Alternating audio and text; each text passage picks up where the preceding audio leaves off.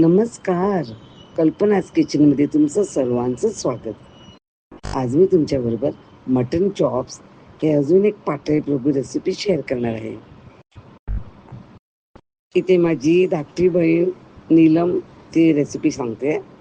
तर इथे मी 6 mutton chops घेतलेत, 6 उकडलेली बटाटे घेतलेत, मग आलं लसूण, हळद, गरम मसाला, मिरची पावडर, दही, लवंग, दालचिनी, हिरवी मिरची, कोथिंबीर, एक अंड, लिंबू, नंतर इकडे फ्रेश ब्रेड क्रम्स आणि काळं मिरी आणि मीठ. तर पहिला आपण ते मटन चॉपचा आपण हे सगळा मसाला लावून ठेवूया. इथे आता मी पहिला आलं लसूणचं पेस्ट घेतले, मग हळद, मग आपला पाठ्या गहू सांबार मसाला, मिरचीची बुकी आणि थोडं मीठ. हे पण मॅरिनेट करून ठेवूया. हे पहिला हातानेच मिक्स करा, म्हणजे ते चॉपला नीट लागेल त्या मटन चॉप्सला.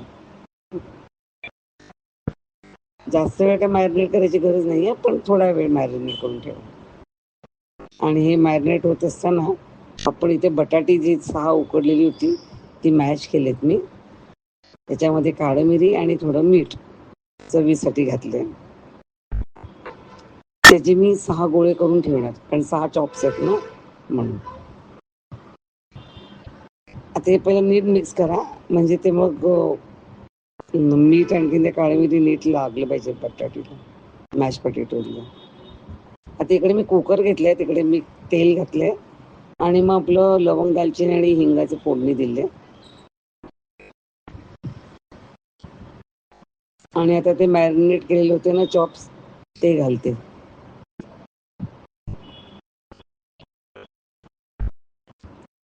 आता चॉप्स आपण चांगले परतून घेऊया, चांगले त्यांचा रंग बदलेपर्यंत, कारण ते शिजले पाहिजेत. तर त्याचा थोडा रंग बदलेपर्यंत आपण हे आता केले. मग याच्यात आपल्याला कुकर लावायच्या आधी पाणी पण घालायला लागेल. त्याच्या अगोदर मी इथे कोथिंबीर आणि मिरची घेतलेली होती. जरा तिखटपणा यायसाठी हिरवी मिरची मी घातली आहे आणि कोथिंबीर.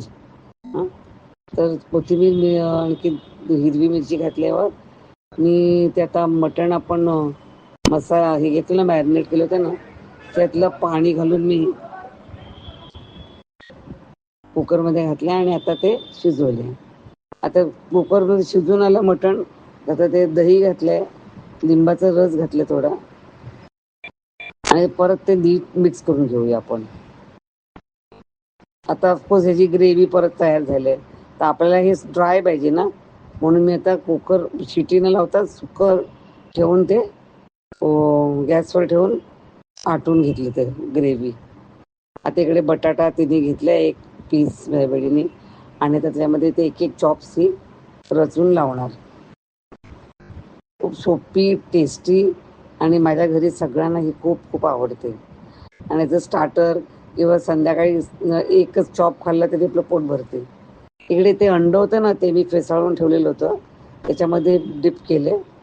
नंतर मग ब्रेड क्रम्स बी केले फ्रेश, त्याच्यामध्ये डिप केले. आणि मग आपण फ्राईंग पॅनमध्ये चांगलं फ्राय करायचं. थोडा वेळ हायवर ठेवा, तुम्हाला ते क्रिस्प कोटिंग यासाठी. बाकी सगळं शिजलेलं तर आहे. हा खूप यम्मी लागते. मग तुम्ही ते केचप बरोबर खा, किंवा अजून कुठल्या चटणीवर मिंट ह्याच्यावर खाऊ शकतात, ऑर जस्ट लाईक दॅट. तुम्हाला नक्की आवडेल, ट्राय करा हे मटन चॉप्स टिपिकल पाठ्या प्रभू स्टाईल. आणि आजची रेसिपी आवडली असेल लाईक, शेअर आणि सबस्क्राईबचं बटन प्रेस करायला विसरू नका. धन्यवाद.